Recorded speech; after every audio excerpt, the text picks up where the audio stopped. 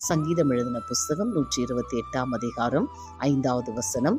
கர்த்தர் சீயோனிலிருந்து உன்னை ஆசீர்வதிப்பார், நீ ஜீவனுள்ள நாளெல்லாம் எருசலேமின் வாழ்வை காண்பாய். ஆண்டவருடைய வார்த்தை சொல்கிறது போல சீயோனிலிருந்து தேவன் நம்மை ஆசீர்வதிக்க போதுமானவராயிருக்கிறார். சியோன் என்பது ஆண்டவர் வாசம் பண்ணுகிற ஒரு ஸ்தலம்.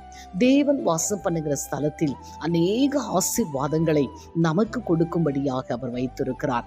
நீங்களும் நானும் ஆண்டவருக்கு பயந்து ஜீவிக்கும் பொழுது கர்த்தர் நமக்கு சியோனின் ஆசீர்வாதத்தை கொடுத்து அவர் ஆசீர்வதிப்பார். இன்றைக்கு ஒரு மனிதன் நம்மை ஆசீர்வதிப்பான் என்று சொன்னால் ஒரு குறிப்பிட்ட காலகட்டம் தான் அந்த ஆசீர்வாதங்களை நம்மால் அனுபவிக்க முடியும்.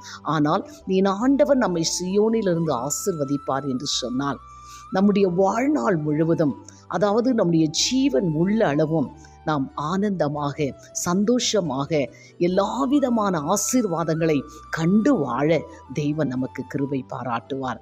ஆண்டவருக்குள் நிலைத்திருங்க. சகல ஆசீர்வாதங்களையும் பெற்று ஆசீர்வாதமாக இந்த வாரம் முழுவதும் நீங்கள் வாழும்படி நான் உங்களுக்காக ஜெபிக்கிறேன். God bless you.